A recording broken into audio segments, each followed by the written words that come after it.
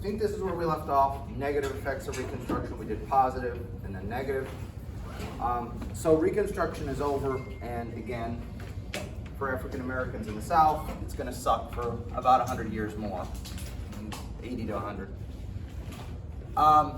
Now, one of the things that comes out of the post-Reconstruction era that people view in kind of an odd way based on its historical precedence or its historical importance is the Posse Comitatus Act of 1878. Now, if you've ever heard of Posse Comitatus, okay, you will probably see it, and the way it is pitched in most history classes and most law classes is as a positive. What is Posse Comitatus? Well, basically it says the Army cannot be used to police Americans, and by extension the Navy, the Air Force, the Marine Corps. So this is generally seen by Americans as being a positive, that you cannot have the Army, in essence, police the civilians. So most Americans perceive this as good. So we can't have a dictatorship because it's illegal to use the Army to police regular citizens. That's the attitude. And under federal law today, you can use the National Guard as long as it hasn't been federalized. So a governor can call up the National Guard and use them as a de facto police force. But for instance, if there's an Army Reserve unit and a mile away there's a National Guard unit in Texas, the governor can call up the National Guard unit and use them as a police force. He cannot, under any circumstance, call up the Army Reserve unit because they're federal. This one's state. Now, again, most people see this as a positive, but does anybody want to take a stab as to why this is actually negative, where this actually came from, looking at the date? 1873. Reconstruction ending? Right. We already discussed that as soon as the Army left. It was like basic back to business. So this is passed with overwhelming support by Southern Democrats to make sure Reconstruction is really 100% over. Because of the Posse Comitatus Act of 1878, you can't restart Reconstruction. So if the Southerners get out of line, the president can't send the Army back down and reestablish order. So whereas it is portrayed today by both lawyers and historians as this is a positive, we can never have a military dictatorship because you can't use the Army to police Americans, in actuality, this is designed so that we can abuse African Americans in the South and the federal government can't do crap. And that is why it is so controversial in the 1950s when President Eisenhower uses the 101st Airborne Division to integrate the Little Rock public school system. Because in a certain sense, he's violating Posse Comitatus. But the public sentiment is such that if Southern senators and congressmen had tried to invoke Posse Comitatus, they knew they were going to get a backlash from the northern population. And there were threats of legal challenge when that happened in 58, I want to say it's 58, the Little Rock Public Schools in Arkansas. So this is another one of these things where if you don't understand the context, this sounds good. Absolutely it sounds good. We don't want the military policing civilians. There's nothing bad about that, it's good. But what's the context? This allows from 1878 until the 1950s, so 80 years, Southern states to do whatever they wanted to African Americans, and there wasn't a darn thing the U.S. government could do about it. Because they didn't have the power to enforce anything they wanted in the South because they can't use the Army. And remember, the FBI doesn't exist. All these organizations that we know now, these federal organizations, don't exist. So it's one of those ironic things. This is seen as a positive. In law school, they'll teach you Posse Comitatus is a good thing. Not if you're African American. Posse comitatus is a nail in the coffin of your civil rights. Because every time some incident will happen after 1878 that makes national news, and there'll be a feeling like, well, why doesn't the president do something? Can't. And Ike, in fact, violated the law technically by what he did by sending the 101st Airborne to help integrate the Little Rock public schools. And he basically just dared the Southerners, do something about it. It'll be, I'll be done already. You can go to court, I could drag this out for years. Go for it. I'm already going to have integrated schools. Based on a court ruling. Remember, that's the thing. I couldn't just all on his own say, hey, we're going to integrate the, no. There had been a court ruling that said you got to do this. The governor of Arkansas, Faubus, I think was his name, said, no, we're not. Ike says, yes, you are, sends the 101st Airborne in. And basically daring him, go ahead, sue me. It'll be a year, 2 years before you do that. In the interim, I'll have integrated schools. Okay? So again, context, context, context. If you don't understand the context, this seems great. And it is on paper, but not if you're African American between 1878 and 1958-ish ballpark. Okay? In this post-Reconstruction, pre-Spanish American era, there's also a lot of civil disturbances that the Army winds up getting involved in. Okay? What do I mean by that? These are generally labor disputes and strikes. Remember, this is an era in which it is still illegal to be a member of a union in a lot of places in America.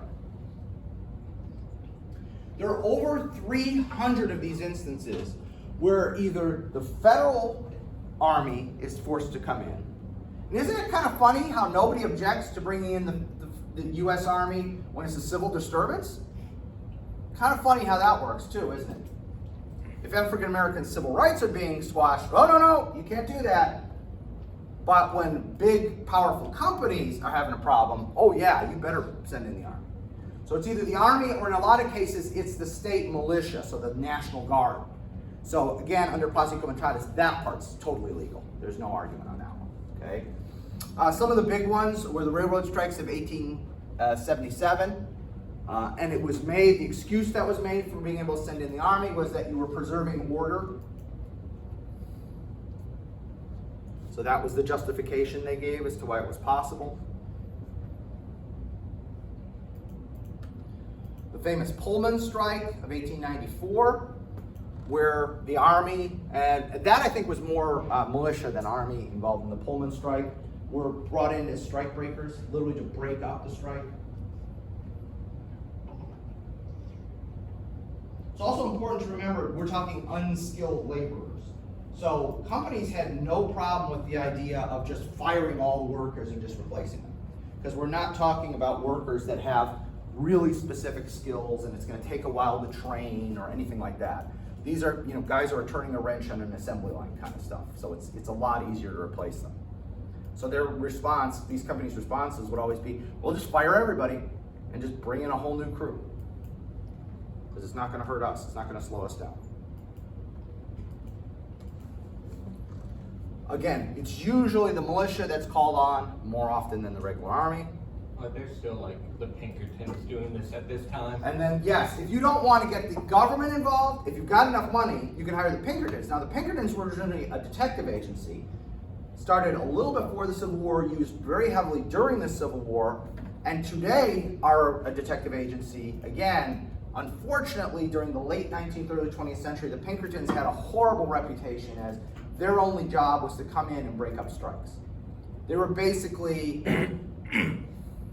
they were mercenaries just designed to break up strikes. Outside of history courses, I only know Pinkertons that used being portrayed as villains in a lot of historical bits. And that's why, because they got a really bad name as a result of this. Okay? And the Pinkerton Company does still exist. They do, like the guys who guard the money supplies. So, like the companies that do what is called armored cars. They do some of that. They do some criminal investigations. Brinks trucks, that kind of stuff. Yeah, in certain parts of the country, instead of Brinks or Guardia is one of the other companies, it's Pinkertons who do that, yeah. Okay.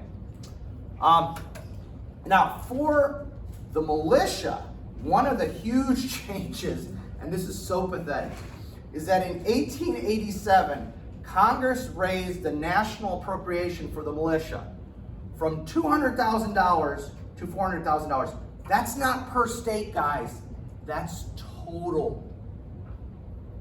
That is $400,000 split between, at that point, we've got about 40-something states. I want to say like 42 to 30. Yeah, something like that.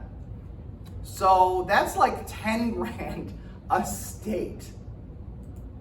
10 grand per state is how much they're actually giving the militias of those states to try and help them out, which is just so pathetic. And again, this is an era in which Congress is really cheap. And even though I see it as being a little crazy at times, I can't help but admire it, considering we're living in an era in which Congress will pay for anything, anytime, regardless of whether they have the money or not. So healthcare. Well, again, it depends though. If you've ever done some deep dive on Medicare and Medicaid, they'll pay like $20 for aspirin. You know, so there's some insane stuff that they'll cover. All right. So in this era, this post-Civil War era, let's talk about what it's like to be in the Army. All right. First, let's talk about officers, and then we'll talk about enlisted men. Now, from lieutenant, second lieutenant, first lieutenant, captain, that is totally based on seniority within your regiment. So when you are commissioned, you're commissioned a cavalry officer, let's say, and you're assigned to the 7th Cavalry. They're one of the most famous, so we'll pick the 7th, right? So from second lieutenant to first lieutenant to captain is totally based on what's happening in your regiment. So if nobody dies or retires, you might spend 10 years as a second lieutenant. That's the only way you get promoted. People have to die, retire, leave the regiment somehow. So it can take a long time just to get promoted. Now, once you make it to major through colonel is all about seniority in your arm, meaning cavalry, infantry, signal corps, quartermaster corps, etc. So you're not just measured against your individual regiment from major to colonel, you're measured against all the officers who are cavalry officers, infantry officers, field artillery officers.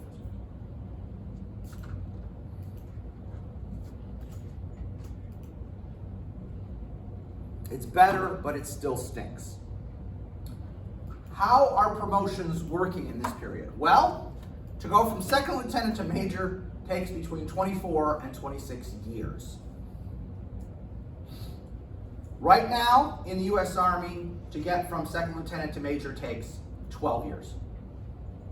If you can't make it in that time, you are asked to leave the Army. The Army has what's called an up or out policy, which I think in some ways is idiotic, but I'm not in charge. The worst part about it is they do up or out on enlisted men as well as officers, which makes even less sense. But again, I'm not in charge. So if you do not make major by the 13th year, so by the beginning of the 13th year, you're asked to leave the Army. From major to full colonel can take a total of between 33 and 37 years. You can make full colonel in the United States Army right now. If you did everything like fast track, 18 years. 18 years. You can make full colonel in 18 years. And I have actually met one or two guys who were that young. The scariest one was this guy. He looked like he was 16. And I see him, and this is at Leavenworth, and I'm walking down the hall, and I see this guy coming toward me. You know, now they wear the rank in the middle of their chest. And it's a colonel's eagle. And I'm looking at him, and I'm thinking, is this real? The laundry vessels. Yeah, that's kind of how I felt. I quickly said, hello, sir. And kept walking because I didn't want to take a chance that wasn't a colonel. But I then asked around about, did you see, because I caught his name tape, what his name was. I said, did you see this Colonel Black? I'm like, holy crap, yeah. He's the youngest colonel we've ever seen. Like, okay, good, it wasn't just me. How old was he? Oh, he had to be, if he did everything right, he had to be a minimum of 40. But I swear to God, the guy looked 16. He wasn't a big guy, he wasn't very muscular. And he just had this boyish face, and he looked like he was 16 years old. It had to freak, when he's around soldiers, regular soldiers, that had to freak everybody out. Because they're gonna be like corporals that look older than him. Anyway, but, so literally about half the time is what I'm getting at. Nowadays it takes about half the time to make these ranks than it did in that era. You have an aging officer corps in this post-Civil War period. Why do you have an aging officer corps? There's no official pension system until the 1880s. So why would you retire? If you retire, what are you going to do with yourself? You got no pension. Which is why so many guys in this era either really quickly retired, like I got in the Army, I did my 4 or 5 years, and then I quickly got out, so I'm still only like 35, 36, 37. Or you stay until you're almost dead. Because if you quickly get out, you're still young enough, you can go do another career. Technically, you're all trained engineers, remember? We're all still trained engineers in this era. I can get a job as an engineer, or I can go become a lawyer, I can become a banker, I can do something like this because West Point means something. Or I'm going to stay until I'm almost dead because there's no pension. So I can't afford to leave. What am I going to do at age 40, 50? I know 40 is not old. In this era, you're getting up there, right? Okay. Remember, life expectancy is only in the 60s. And especially like all the jobs they could do would be hard physical labor, right? Well, I mean, in theory, since they're college educated, they could try and come in on something. But even today, trying to switch careers after age 40 is really tricky. And after age 50, forget about it. You know, you're considered too old to do that. Even though, of course, it's very common for people who live into the 90s. But again, there's this perception, 50s. Oh, you don't want to hire somebody who's in their 50s because they're old. Okay. Now, the temporary wartime ranks also get abolished. So that USV rank, United States Volunteer ranks, those all go away.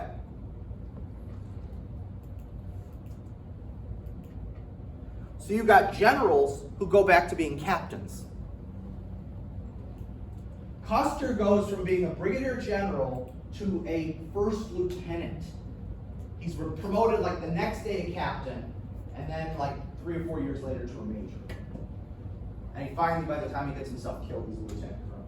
But that's 11 years after the war. And what's so funny is, if you go through an average in the 1870s, even as late as 1880s, you go through the captains and above in most of the regiments, they were all generals. At least brevet generals. They may not have been real generals, they may have been that honorary thing. So it's kind of like, what were you, general? Brigadier general, major general, major general, brigadier general, major general. And then it's like captain, first lieutenant, major, lieutenant colonel. Yeah, even when Custer gets killed, like several of the other officers who die with him or are in that regiment at the same time, were all ex-generals, including Marcus Reno, who's one of the people who gets blamed for Custer's disaster, which is, Custer had that was all his baby.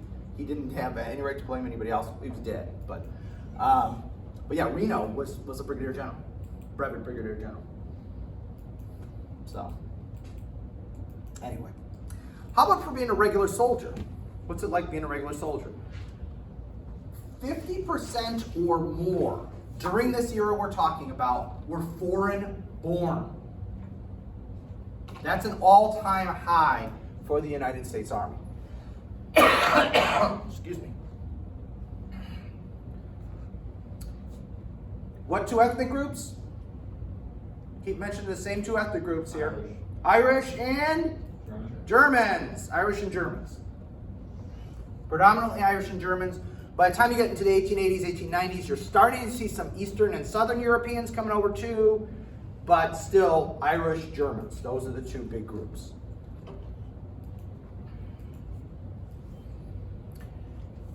Where you're stationed, the posts usually suck.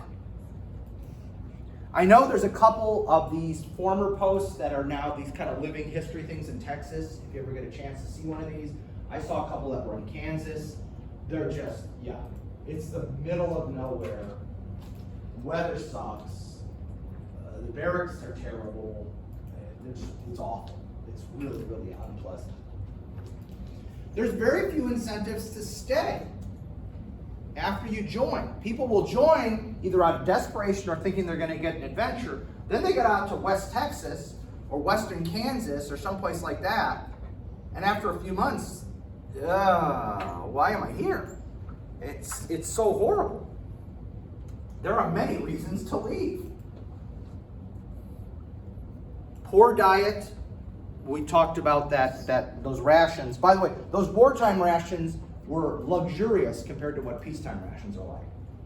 Why? Congress appropriated more money for food during the Civil War because those are civilians in uniform who are going to tell their friends and relatives back home what it's like, and they're going to get pushback in Congress.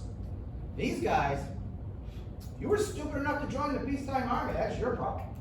Okay? That's very much the attitude. And you'll see a lot of, I don't want to preempt myself, let me make sure I don't mention this in one of my later bullets. No. It is very common to, officers will find their best marksmen and just send them out on hunting parties. Go kill some deer, go kill some buffalo, go do something because, yeah, that salt beef and all that kind of stuff, we can avoid eating that stuff. Let's avoid eating that stuff, okay? They're underpaid. The enlisted men make between $12 and $16 a month. And here's the worst part. So a private makes 12, a corporal who's in charge of, between 5 and 10 guys makes $14. A sergeant who's in charge of 10 or more guys makes $16. Why would you want to be a corporal or a sergeant? For $2 extra, all the extra responsibility, or for $4 extra, all the... It's nuts. It's totally insane. And there are periods where, for instance, between July and November 1877, they got no pay. Congress couldn't reach a budget. And nowadays, having worked for the federal government, I'll tell you, when that happens, actually, most of us loved it. Because if you weren't considered essential personnel, you stayed home for a week. When Congress couldn't reach a budget, you stayed home for a week.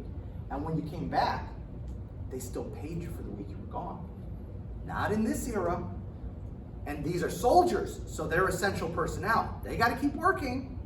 They don't get paid at the time, and they don't get back pay later on. Nothing. Okay? Absolutely no pay. What about training? They start to try to do what we would call basic training. It's usually only about 3 to 4 weeks long. Unlike our very basic training in the Army, your basic training is 8 weeks, followed by your advanced individual training in whatever your specialty is. And that could be anywhere from 8 weeks to 6 months. It depends on what kind of, if you're doing something more technical, it's going to be 6 months of training past basic. Okay. In this week, you got 3 to 4 weeks tops. That is the only training you're going to get before you show up with your unit. Very basic skills are all they're trying to do. Marching, stuff like that. The Army is very weak on horsemanship and marksmanship. In fact, one of the reasons the National Rifle Association is founded is because it's Civil War veterans who remember how poorly trained the guys were in the Civil War. And then they see that in the post-war Army, it's just as bad. And so the whole idea of founding the National Rifle Association is we're going to train people as civilians to handle weapons so that when war happens, we'll be more ready. And they establish all these training programs, and they do a phenomenal job well through World War II. There's tons of people who received their first training as Boy Scouts, because the NRA would sponsor Boy Scout shoots and stuff like this, so that when war came, they were ready to go. Horsemanship, again, we have this mistaken belief, it's the 1880s, everybody knows how to ride a horse. No, horses are expensive. And it's kind of middle class and upper class people know how to ride horses, or if you were actually a rancher or something like that, you'd know how to ride a horse. But the average farmer doesn't even have a horse in some cases. He might have a mule or an ox to pull his cart. And those kind of animals are for hitching up to wagons and stuff. They're not for individual riding. So we have this kind of myth, well, everybody knows how to ride a horse. No, the majority of people probably don't know how to ride a horse.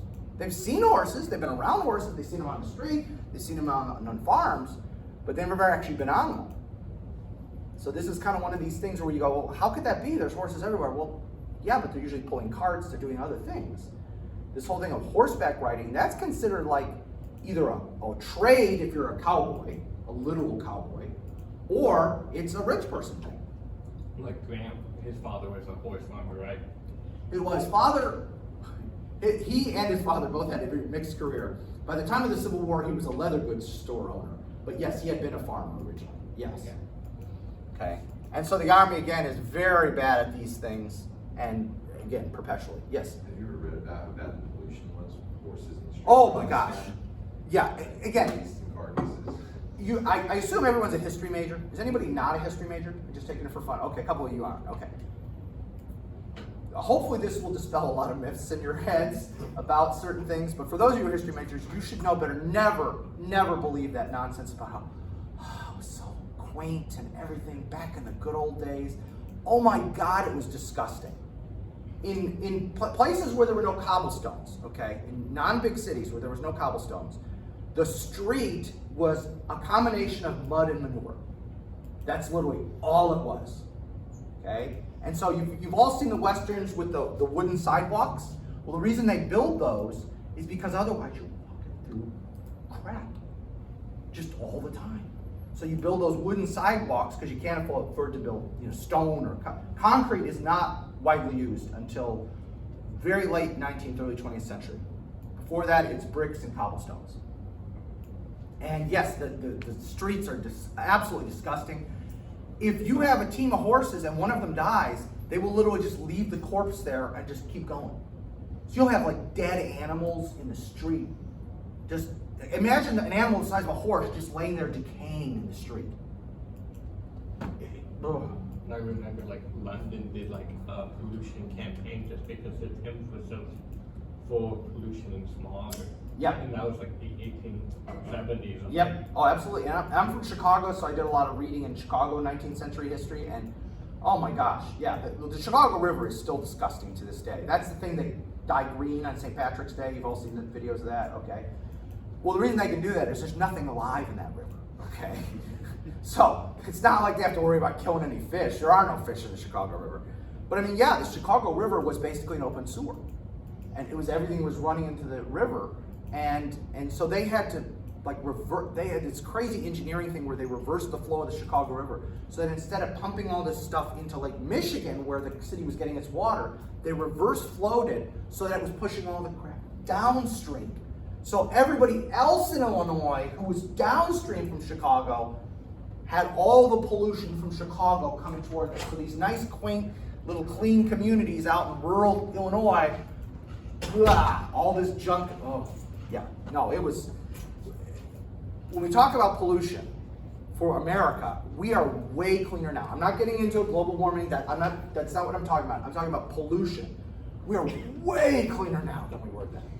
Okay? And you might say, well, the cars, they didn't have cars then. They were burning coal everywhere. Everybody in their house was either burning wood or coal every single day. Even if it wasn't cold, to cook your food. It was way more polluted in America. I can't speak to any other countries, okay? But in America, it was way more polluted in big cities, not in the countryside, but in big cities then than now. Yes, we've got air pollution because of cars, but that's one of the main things. That's kind of it. Whereas they have air pollution, they have water pollution, they have fecal matter all over the place, they have dead animals in the street. Fecal matter with all the horse crap would dry up and just blow. In the summer, yes, in the summer, what would happen is the mud and the fecal matter combined, you'd get the wind would whip it up, and you'd be inhaling it. Could you imagine the smell? I cannot, and I don't want to. But yes, thank you for bringing that up. It was horrific. It was absolutely horrific. This quaint 19th century stuff. There's even a guy I follow on on the internet who's into this 18th century. He's in 18th century recreations and it's cool, and I watch his episodes once in a while, but all I can think of is, yeah, that's great out in a rural area maybe, but 18th century cities are disgusting. Like, if you've ever been to Colonial Williamsburg is the Disney-fied version of what the 18th century was like. And a number of historians have said that. That's the Disney version, where there's no animal poop all over the place, there's no dead animals, there's no... Okay, so, but we have other sources of manpower as well as all these foreigners. We have the Buffalo Soldiers, and these are African Americans who serve in the United States Army. If you remember, this is the 9th and 10th Cavalry and the 24th and 25th Infantry Regiments.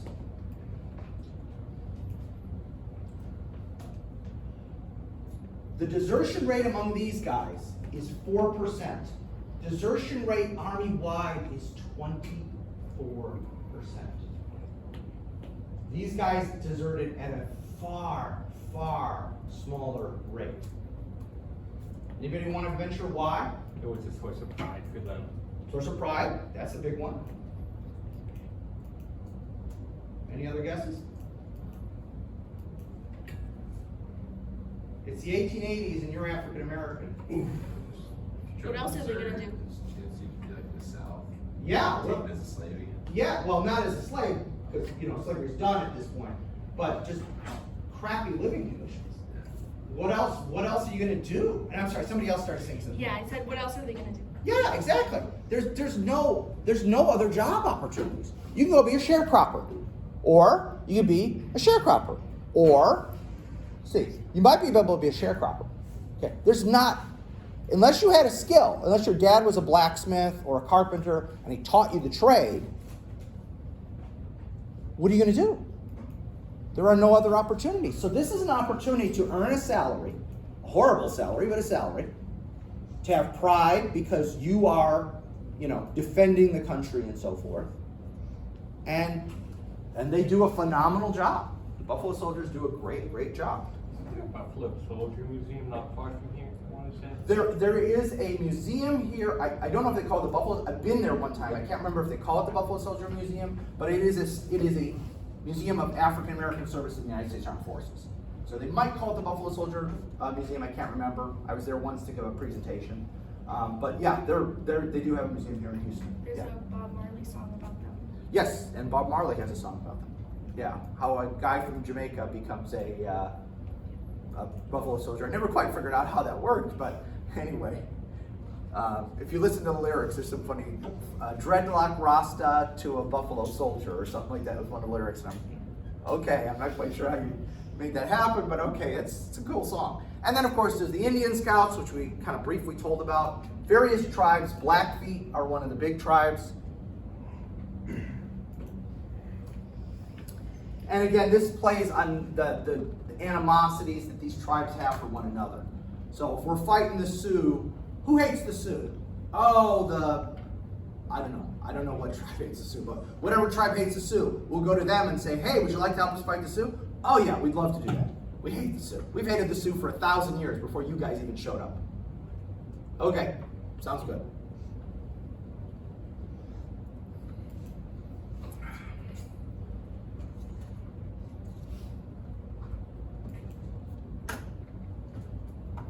Weren't the Texas Devils part of the military? What's that? The Texas Devils? Texas Devils? Yeah, they used to be like a form of cavalry. Okay, I've heard of the Texas Rangers, but I've never heard I of think it's that, because they also call them Texas Devils. Yeah, the Rangers, no, the Rangers are an interesting thing. So they start back during the Republic period. And they're sort of like a paramilitary organization. They're sort of military, but they're sort of not.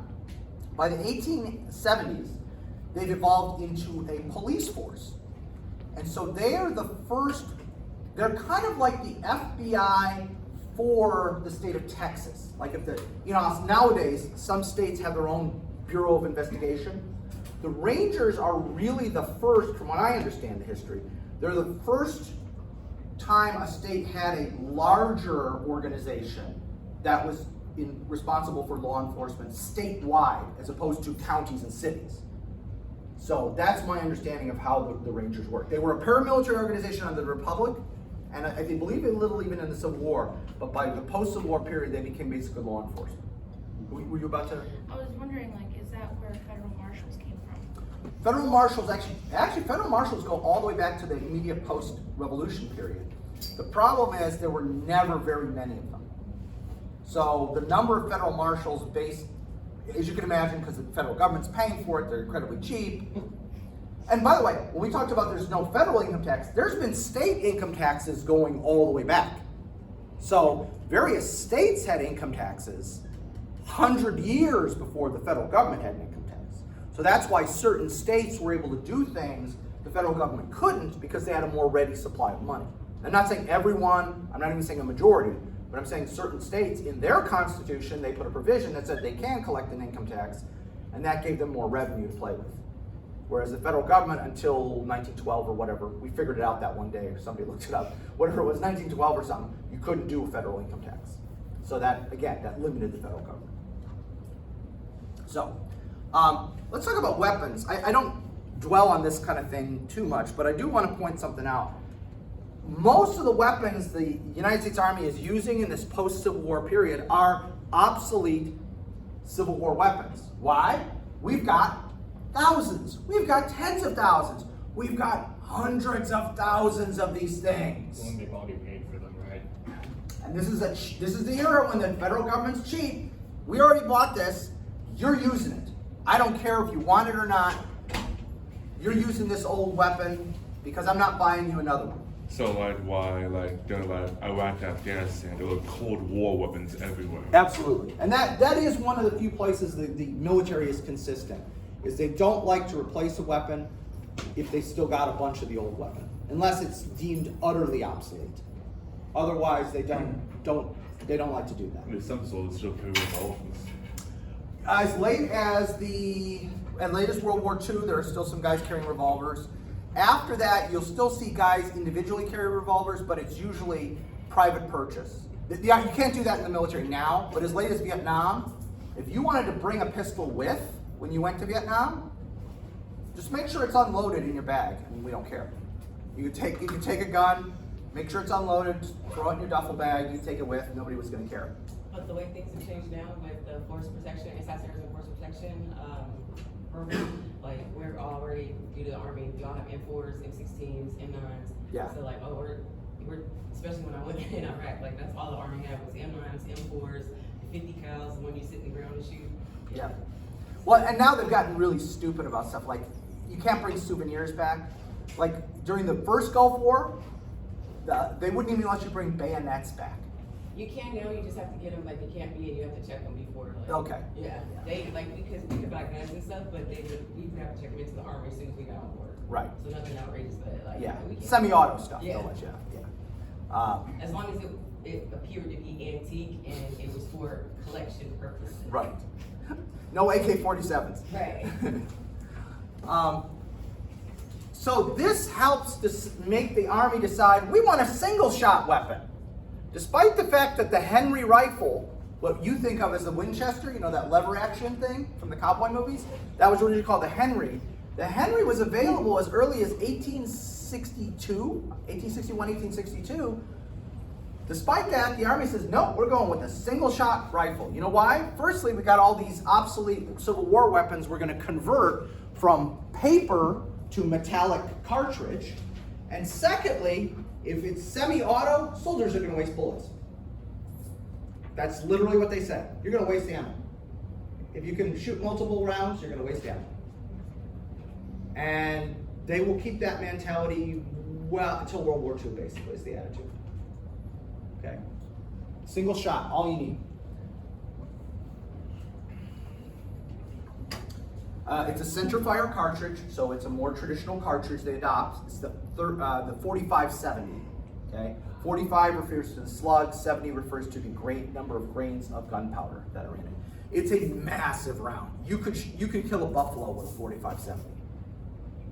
I mean, it's a massive round. And they killed many buffalo. And they killed many buffalo with that. Too many. But the problem with it is it's not a great long range weapon.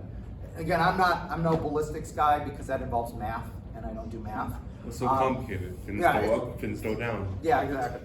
But it's great for about 100 yards, 150 yards. It maintains its power and its velocity. But once it gets to about 200 yards or further, it just drops off the scale. It just loses it. And it has a lot to do with black powder. We're still firing black powder.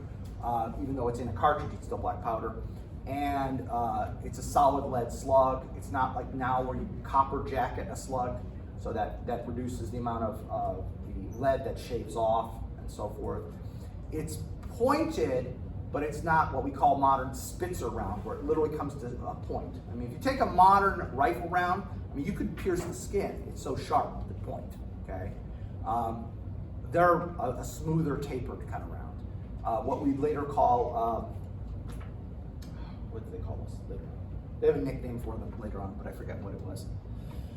The artillery remains muzzle loading. We are still doing muzzle loading artillery as late as the Spanish-American War, even though the Navy is using breech loaded stuff. I mean, you can open the back, put the round in, close it, and then fire it. That's breech loading. We're doing cram it down the front of the barrel with bags of powder in the Army, despite the Navy doing the breech loading in 1858. Work smarter, not harder was a good thing. I completely agree with that. I'm not going to defend the Army on this one. This is just dumb. That's all we say all the time. How about you guys? So, yeah, despite the fact the Navy was doing it based back in the 1850s, nope, we're going to do it until 1890s. Okay? 40 years longer. It's incredibly stupid. Marksmanship, as I said, remains non-existent until well into the 1890s. And it's only stuff like the NRA and other private organizations that sponsor shoots that get the Army, excuse me, force the Army to do more of this work that they should have been doing. And by the way, this will keep coming back. In the 1920s and 30s, you're going to have the exact same thing happen. There's no money for training. Guys will be allotted 100 rounds a year for training. A year. Guys who do regular shooting, guys who are really into that kind of stuff, civilians, will shoot 100 rounds in like less than an hour. Yeah. When I get to a pinch, Yeah. that's nothing. Exactly. That's what we think. And they're allotting them 100 rounds a year. You're not going to maintain your skills. I'm sorry. Shooting is like any of these other things that involves precision. You have to maintain it. You have to constantly do it. Otherwise, your abilities, it's like golfing, it's like playing tennis, it's like any of these things. You don't do it for 6 months and you go back and try and do it, you're going to suck. The enemy, Native Americans in the 1870s, 80s, 90s, is usually both better armed and better supplied.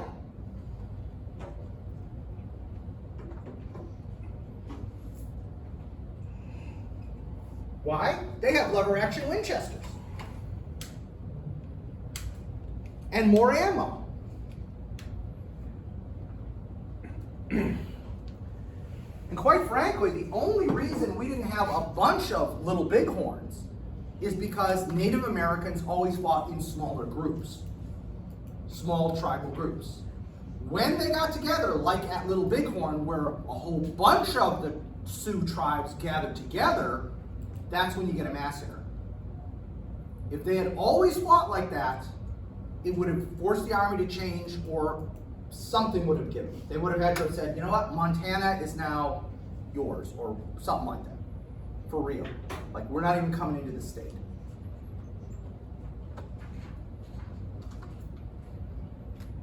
Okay, so let's talk about the Native Americans. Indian pacification is the best known role of the Army in the 19th century. Between 1865 and 1898, there are 943 separate engagements. I'm not calling them battles because by and large, it's 100 versus 50 or 30 versus 10. That's why I'm calling them engagements. The number of actual battles is pretty small. Little Bighorn, yeah, that counts as a battle. A few other ones count as battles, but most of them are just engagements. gonna sound that much, not that much of a difference. Just shoot twice, no more. Yeah.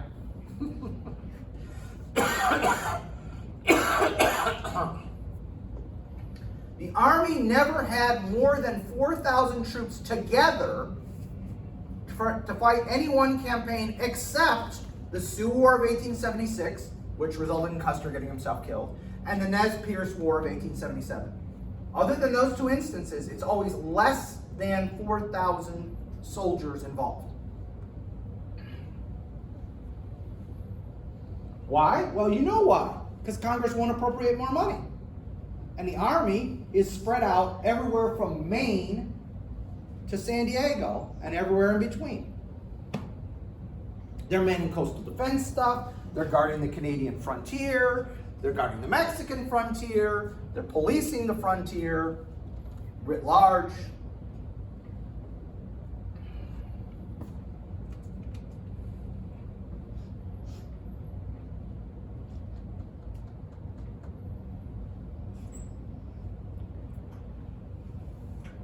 Twice, the Army is on the losing end, though only twice. As I say, most of these engagements are somebody takes a pot shot, a guy gets wounded, a guy gets killed, there's a chase, and then they lose the enemy. That's how most of these work. They're ambushed, a guy gets killed or wounded, they chase after him, fire a few shots, think they might have killed somebody, maybe they didn't. It's guerrilla war, guys. Native Americans are waging guerrilla war. It's exactly what they're doing. Pretty successfully too. Yeah, very successfully. And it's only things like wiping out the buffalo that really kind of break the back of the Indians. If the buffalo hadn't been wiped out, that was the Indians' main food source.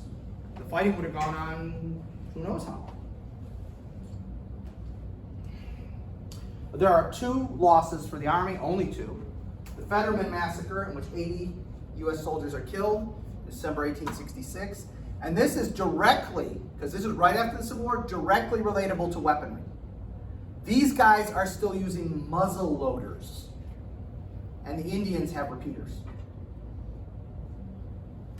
And then Custer, of course. Custer was an idiot. I'm not going to defend that man whatsoever. He graduated last from his class at West Point. A year early. A year early. He gets to be a general by accident. He goes from being like a second lieutenant to a brigadier general. Kind of by accident, because a congressman from his state puts his name forward and basically nobody bothers to like challenge it or anything, and he becomes a brigadier general. He's even shocked when the word comes down because he's done almost nothing. And then all of a sudden he's a general. It's like, okay, I'll take it. And again, he got court-martialed at one point and was suspended from the Army for a year. The guy was an idiot. I have no sympathy. I have sympathy for the other guys that got killed with him. I have no sympathy for him. And he managed to also get two of his brothers killed that day too. Yeah, there were three of them at that battle, and all Maybe they three were are dead. just as dumb as him. It's a good question. They They did have the same parents, right? There is that. Though I would like to think I'm much smarter than my brother. Are you So, older or younger? you know, what's that? Are you older or younger? Me, I'm older. Yeah, you're smarter. Because that's where the first one comes, the first one gets everything, and then they start to dwindle down. That's how Just standards dwindle. Right. With each Right. successive. My elder daughter would completely agree with you. Because she's convinced her sister is a knucklehead. Anyway, again, the nature of the struggle is the Indians are they're using hit and run tactics. They're fighting a guerrilla war. So anybody who says, oh, before Vietnam, the U.S. Army had no experience doing counterinsurgency. It did. Huh? How about from 1784 to 1890? That's pretty much all they did, except for a few little wars in between. You know, Mexican War, Civil War, War of 1812. Except for those, that 106 years, that's all they did was counterinsurgency. And the Army is constantly struggling with how to do this. And as I told you guys before, and I don't want to seem like I'm beating a dead horse, but it's not until like 2010 that the Army designs an Army-wide manual on how to do this. How stupid is that? At the U.S. Army level. Yeah, it's a U.S. Army level of stupidity, exactly.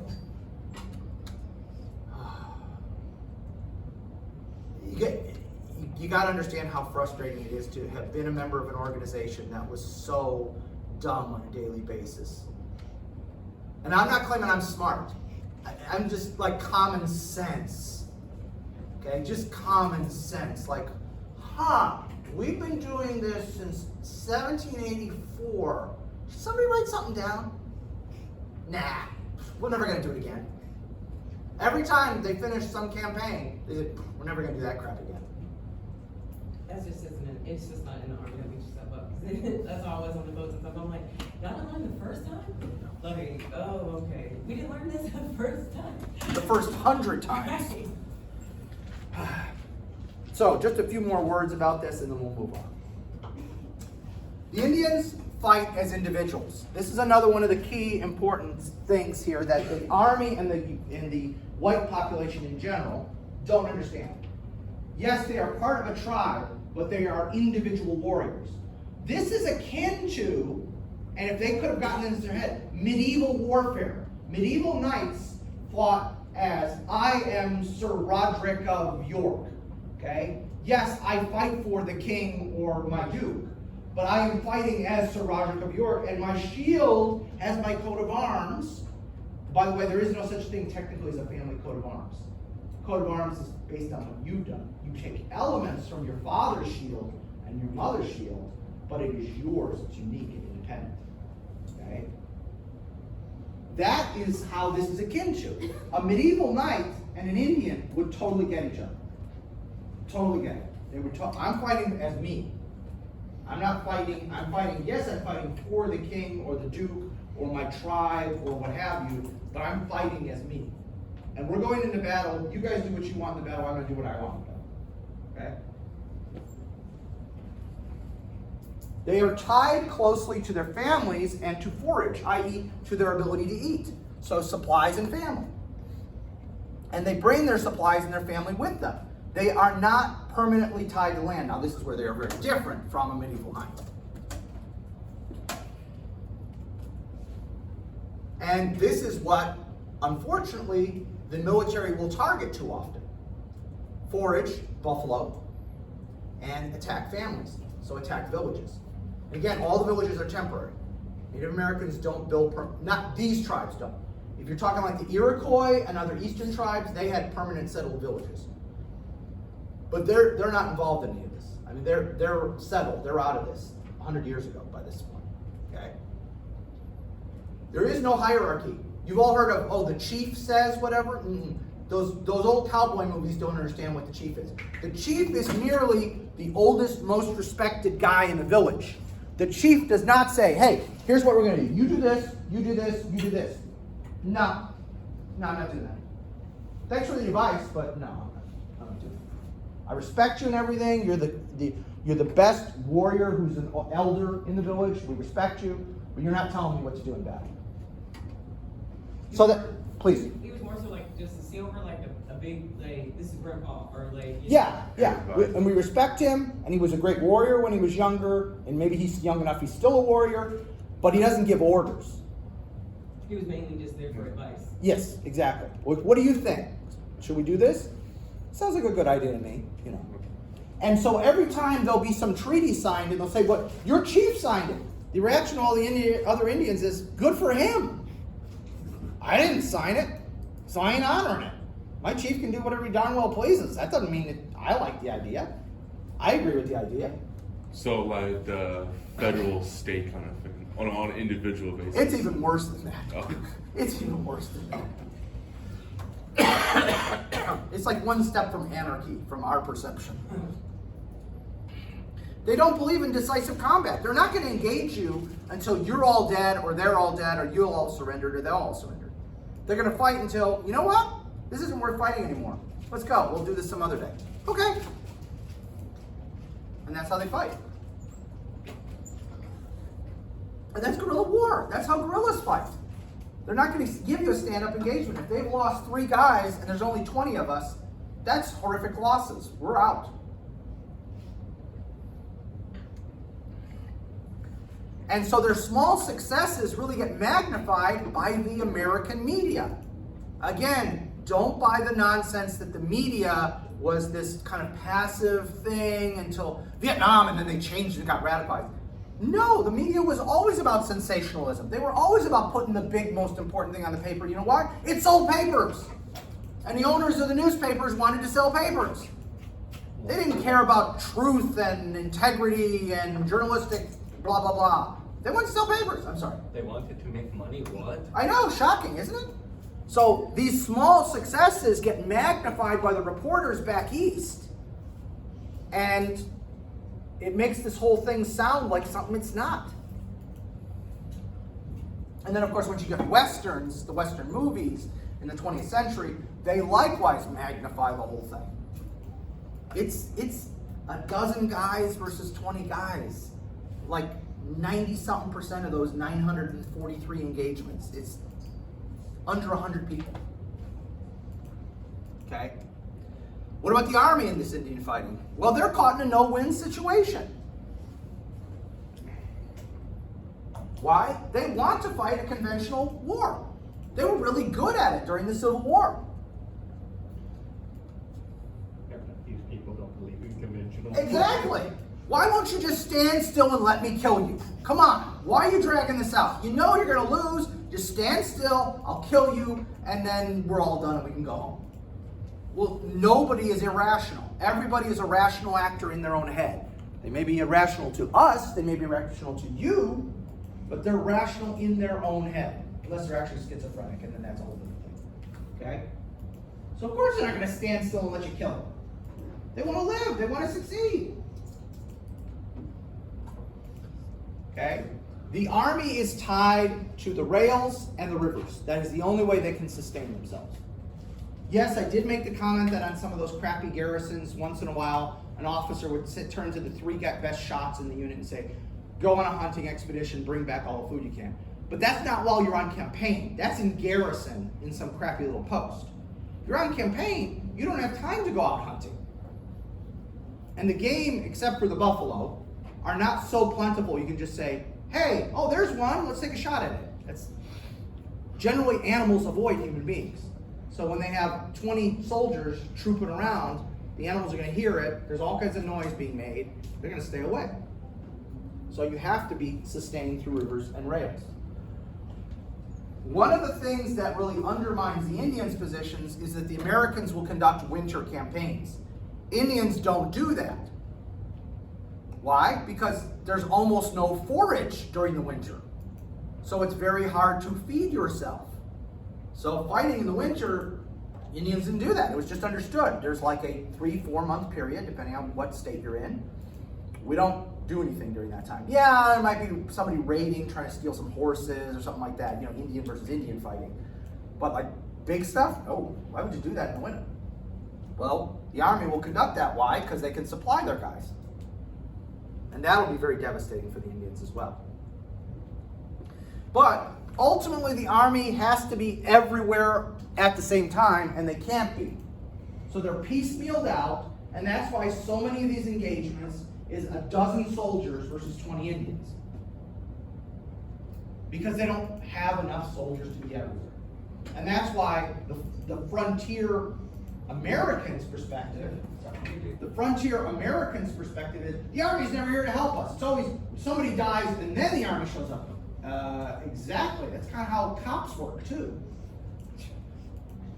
The cop isn't there before the crime happens. The cop shows up after the crime happens. So it's almost like the same thing they're complaining about with the British, just... Exactly.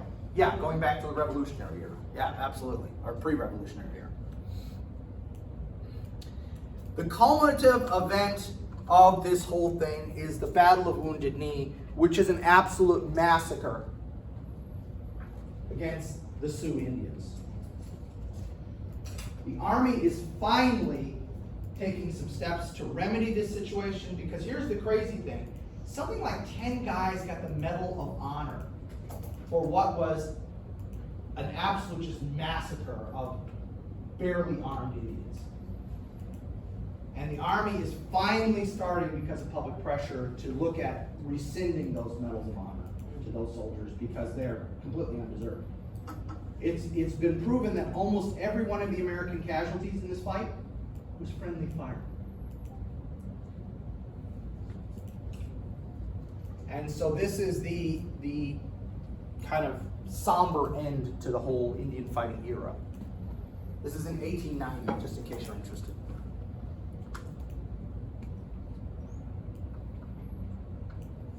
I'm going to let Phil Sheridan have the last word on the Indian fighting stuff, who was an Indian fighter, but he actually understood the situation.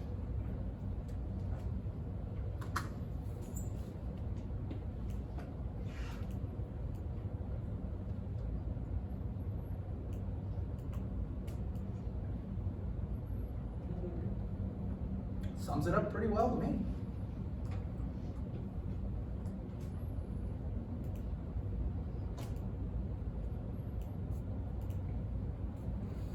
Now, before we go on to the Spanish-American War, I want to give the Navy some time. So I'm glad you showed up for this. So we got you. I had a midterm, I'm sorry. You just keep missing the Navy parts, and I was like, come on. All right. The Navy in the post-Civil War period leading up to the Spanish-American War is an unfortunately antiquated Navy. Okay? So if you can see this ship, looks cool, right? Looks like an old sailing vessel, looks neat. But this is the steam sloop USS Vidalia, okay? Being fitted out prior to launching in 1876. She was considered state-of-the-art, despite the fact that other nations are experimenting at that point with building steel warships. Take a look at her again. Yeah, there's no steel there. And their engines, here's their funnel. There's an engine, but it's an engine designed only to get you when you're near port. So you raise your sails, drop your sails, I can remember which it is. Furl the sails, okay? And then you turn on the engines and then they guide you into port, okay? Or near the shore. And at the same time, you've got other nations trying to build all steel ships. Now they're not going to be quite successful yet. It's going to take a few years for us to get there. But it shows you how bad the Navy is. And we've talked about this. The Navy in some ways suffers worse than the Army because it's a huge infrastructure. You can't just build a ship anywhere, especially once we get into iron and steel. Now, yes, this ship could be built at most shipyards in America. But a modern warship, even at the time, you need specialized facilities to build those kinds of ships. And so the Navy always has this situation where they start the war, usually pretty bad off. We build a great Navy by the end, and then the government says, okay, who'd like to buy a ship? And start selling them off. Or putting them in shipyards just to rot. And take a look, go to Google Images or something like that, look for like Navy boneyards or whatever they call them. There's still World War II ships like literally slowly sinking at various ports around the country. They've been sitting there since the 40s, 50s. It's really sad. Kind of spooky and also really sad. Okay. This is the steam screw sloop USS Ossipee. I guess it's Ossipee. I'm not quite sure how you pronounce that name. So it's another example of this very antiquated Navy. This is a ship that, in this case, I mean, it looks like it could have been fighting during Napoleon's era. Okay, and this is the 1870s. This is the crew of the Ossipee in 1886, 1887. Again, here's your Marine contingent. Here's all your sailors. Okay. Again, it's an old-fashioned sailing vessel, mostly. Yeah, it's got a small engine, but again, that's just for use in port. Yes, there is a dog there. It was very common to have animal mascots through World War II. Since then, it's very frowned upon. Have you ever encountered that? I've never seen that since World War II. Yeah, they bring dogs to work. Jeez. Yeah. all these watered ships, they can't even salvage them? Yeah, no, because they're long past being able to salvage. They're too rusted to salvage. So, finally, the United States decides to join the Western world and build a steel navy. And this is the first one. Should sound familiar. Yes, it's that Texas. It's the one that's down right now in dry dock. I just saw a really cool video on YouTube. Where they took her out. They took her out. She's in dry dock. She's in much better shape than I thought, because I heard she was in really bad shape. But the guy who's the main engineer, they've got her, up there in dry dock, and he's walking around on the bottom and pointing out spots on the hull and everything. She's got a huge. They're toward the aft of the ship. I think it was the port side aft. She has a huge indentation. I forget what he explained that was, but other than that, she looked in much better shape than I thought. Well, they had to do a bunch of repairs just to be able to move it. Yes, that's true. They did. They did. But there she is. She's the first all-steel battleship in American history, 1892. And she is followed the very next year by the cruiser USS Detroit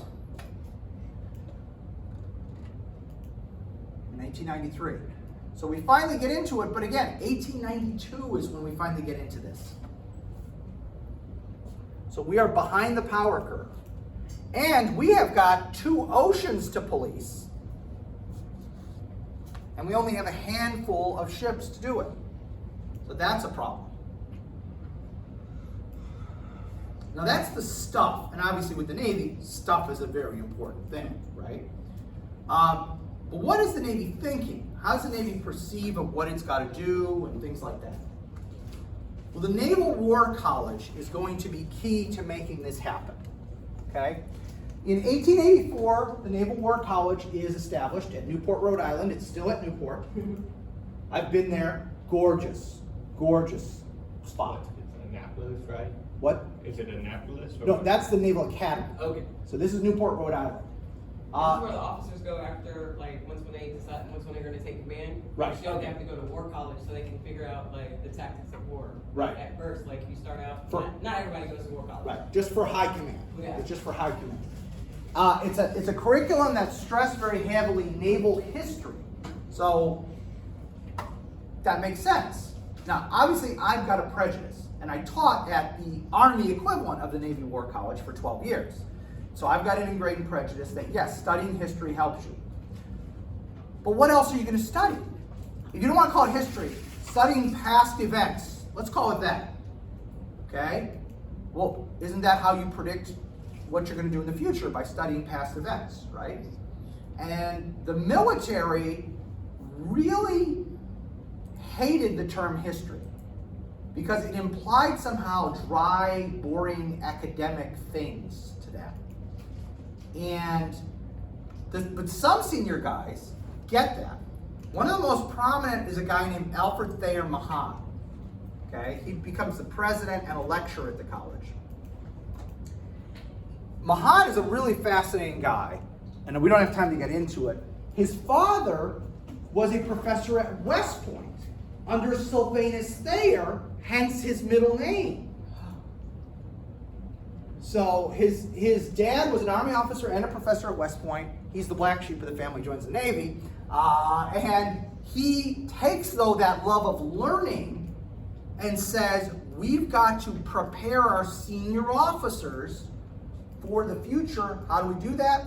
We make them look at the past, look at past events, and try to say, these are the things that happened in the past, so how do people behave? And fundamentally, that's what history's about, right? Is looking at the past and seeing how people behave. It's not taking a carbon copy lesson and saying, Napoleon did this, therefore everyone will do this. No, it's here's how human beings behave. We can see patterns in the way humans behave. So let's look at the future and say, humans have behaved this way in the past. These are likely things, not mandatory, not gonna happen, but likely things people will do in the future, and it corresponds. And so Mahan imparts this, and he also writes a very important book, which you don't need to remember the title of. It's called The Importance of Sea Power Upon History. And he basically makes the argument that all great nations throughout all of history have had great navies. And even though I'm a ground guy, I gotta admit, there's a lot of truth to what he's saying. How England conquered a quarter of the world. The Dutch, the British, the Romans, the, you know, et cetera, et cetera, et cetera. He goes all the way back to the ancient Greeks, and he makes that argument. The Romans had to. Yeah. Would have been done right there. Exactly. And so he makes that argument. Now, the problem with that is, unfortunately, it's one of these cases where it gets twisted to support imperialism. Oh, well, if we've got a great navy, we've got to have territory all around the globe to be able to refuel our ships and to be able to supply our ships and all that. So we've got to conquer other places. I mean, it doesn't really make sense, you know, why else have a navy? That's what people argue, exactly. Yeah, if you're going to have a navy, you got to use it, and we got to be able to refuel it in the middle of the Pacific. So I guess we're going to have to conquer some islands in the middle of the Pacific, because otherwise we can't. And so unfortunately it gets used by the Germans and the British. Even though he's an American, he's way more famous in Germany and in Britain. Both of those countries love him. The Kaiser and the King are constantly having him over, feting him, you know, talking how great he is. They translate it into German. It's required reading, even though that's not exactly what he was saying. But it gets taken that way. And he doesn't exactly turn down the invitations. Okay, he doesn't exactly say, oh, well, you know, you might are misusing my theory, so I'm not going to go stay at the palace for a week. No, I'm too humble for that. You know, of course he enjoys it, he lives it up, and so forth. But where I'm going with imperialism, and we're not going to have time to get to it, is the next lesson. We won't have time to talk about it today, but the next lesson is going to be Spanish-American War. We talk about Spanish-American War and how we get to where we get as an imperial power. Because, let's be honest, after 1898, we're an empire, whether we like it or not. When you've got overseas possessions, you're an empire. Okay, yeah, ma'am. Before I go, if you all really want to see the name, really actual theatricals, if you go to YouTube, Google USS Gettysburg Pirate Hunters, and they came out on the